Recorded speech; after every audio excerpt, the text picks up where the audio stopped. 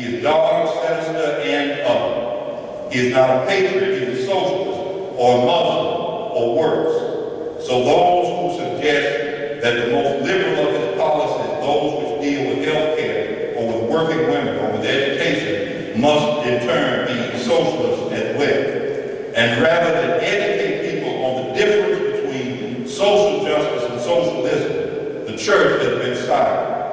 And we must understand this is not a white church silence. Predominantly white churches have been silent. Black and brown churches have been silent. Not totally silent, but our voices have been still just enough that politicians feel safe telling believers that they don't speak for God. Just enough to not speak loudly about the moral argument to end poverty and war. Just enough to call for more than civil dialogue, rather than confronting society with the demand of loving God, to practice an active agape love, and to use our time, our talent, and our treasure to model for the world what that love looks like. This is a real challenge of the 21st century church, not to simply be a voice for the voiceless, or to help those who have been voiceless to find their own voice, but to rediscover our own voice.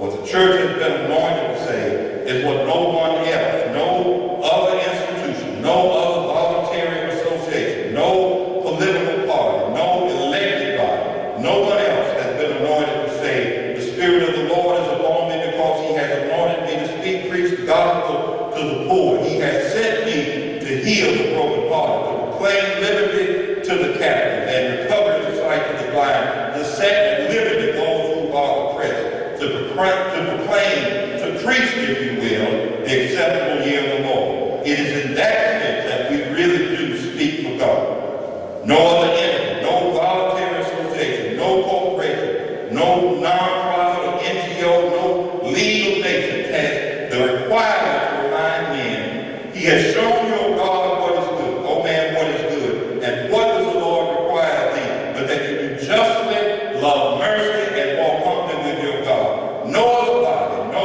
team, no union, no fraternity, no sorority is mandated to confront mankind with the divine command to let justice roll down like water and mighty righteousness like a mighty stream.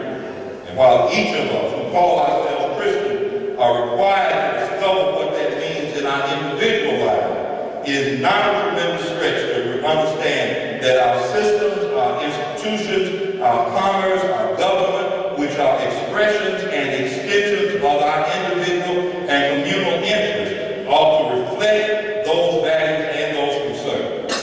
This then is social justice, not wild-eyed radical notions of universal equality, but an understanding that our kingdom inspires self-interest, and our earthly citizenship, self-interest, impels us to fight for everyone to have equal access and equal opportunity, to live his or her life to its fullest. We do that because God requires that type of action from us, and we do it because our communal life is diminished without it.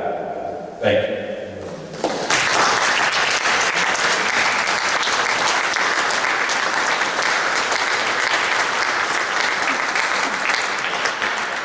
Do we have some questions that you might have written on cards? I don't know if there's someone who might help me. We have some. Here's some cards. Oh, here's cards.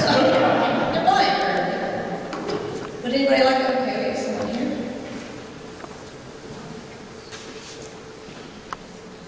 Anyone else want cards to write down?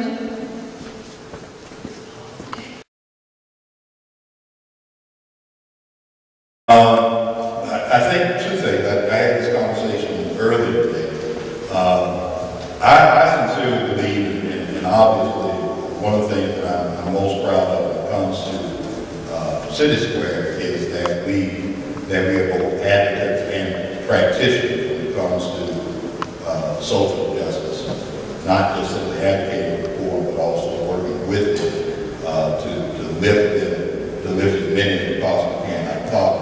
But beyond all of that, beyond the ministry, the missions, and the like, I was telling a friend of mine who I was having lunch today that what the poor need are allies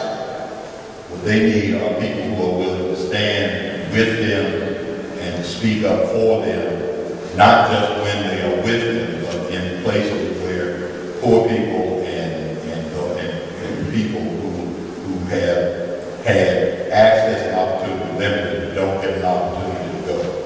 To be a voice for them when they're not in the room, and speak up for them and in their interest when they're not around.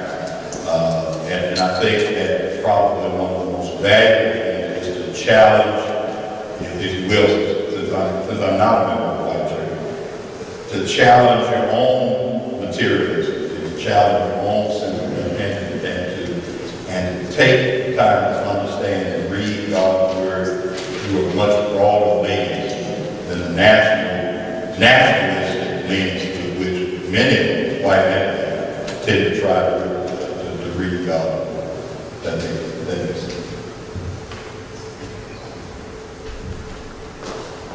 What can you do to support our work at CitySquare?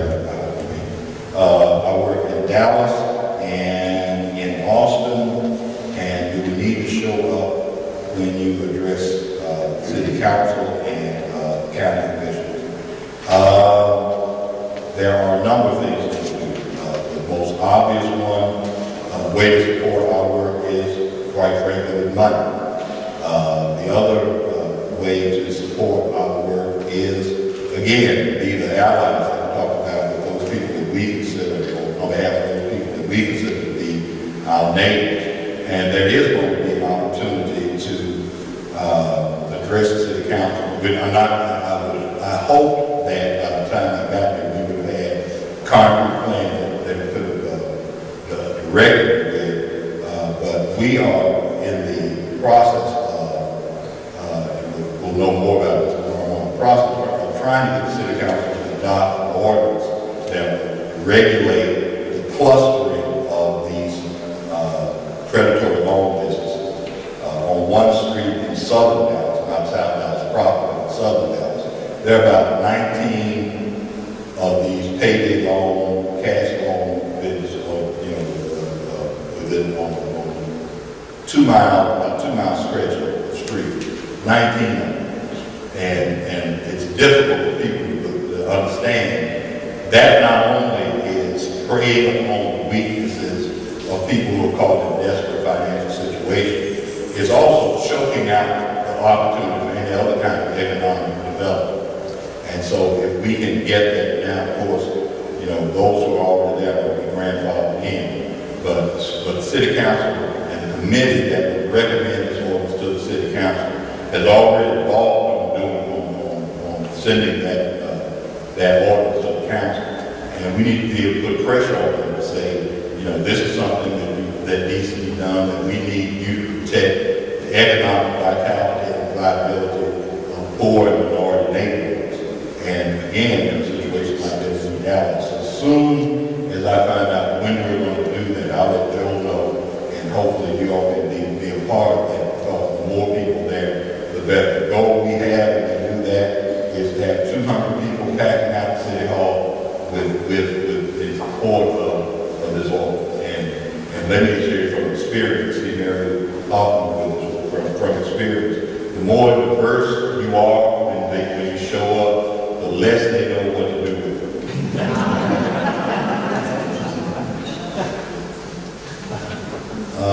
Let's see, would you summarize the strategies of community organizing and community economic development and their relative role in contribution to seeking justice? Let me see if I can try.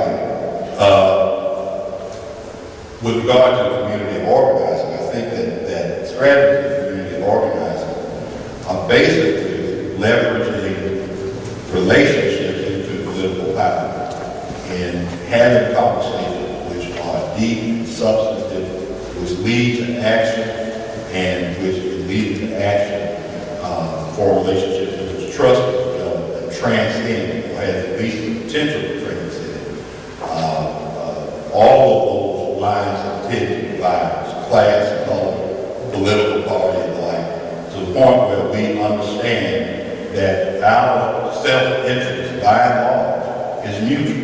we may have political interests or political issues in which we're divided. By and large, most of us in this room want the same thing. We want to have a good education for our children or our grandchildren. We want to live in a safe and decent neighborhood. We want our children to be able to do the same. We want to be able to maximize our potential to our fullest capacity. All of those types of things are common to north of the Trinity and south of the Trinity. And when people begin to have those types of conversations which focus first and foremost on their common self-interest, the more they begin to build relationships that cannot be divided by simplistic political arguments and all. And so that is the beginning, I think, of justice. And then community economics simply means that most people accuse you of talking social justice of not being a capitalist and not believing in the market. I believe both in capitalism and in the market. I just simply believe that neither capitalism or the market have to be predatory, and that we all win when everybody can play. And when everybody can play, they have equal opportunity and access to own businesses to begin to participate and have economic development that contributes to the health and the well-being of the neighborhood. Those types of things are the beginning of justice. We have, the figures have not really changed. In South Dallas, the area where I used to pastor, 13, what I refer to as South Dallas proper, a 13.5 square mile area in which there's a concentration of at least about 300 liquidated businesses. Now, that's not going to change anytime soon, especially since the passing of the last order. But that's been the same there. I've been going from Mount Moriah for 6 years, there 22 years, better than 35 years plus. Now, what you're doing in an area that has a declining economic base, and which declines for a number of other reasons aside from that concentrated alcohol-related businesses, depresses property values, which impacts the resources and public schools in the area, which impacts the absence of middle class, which has flown to the some of the suburbs of the South, creating a vacuum of the poorest people there, who in some cases are literally locked into those neighborhoods. We recently, not recently, in the past 2 or 3 years, we had a after-school program in Turner Court, which is on the far end, literally the far end of Bear Street in South Dallas. DART had stopped going down to Turner Court because of the perceived or actual danger down there. But what that meant was, if you lived out in Turner Court, unless you had transportation, somebody picked you up and you had your own transportation, how are you going to get to the grocery store? How are you going to get to any of the other places? You're not just talking about grocery stores, we're talking about any kind of place where you need doctor visits, libraries, anything like that. So you have people who are literally locked in the neighborhood by poverty. When I was a pastor in that area, Percy Anderson Middle School, and I was talking to the principal there about the school and whatnot, and she was telling me, that the principal at that time was telling me that as a reward for good grades, y'all know South Dallas and the Fair Park area, as a reward for good grades, they took some of the kids to McDonald's across the street from Fair Park. Well, the kids had never been that far north before. And so when they went to the McDonald's across the street from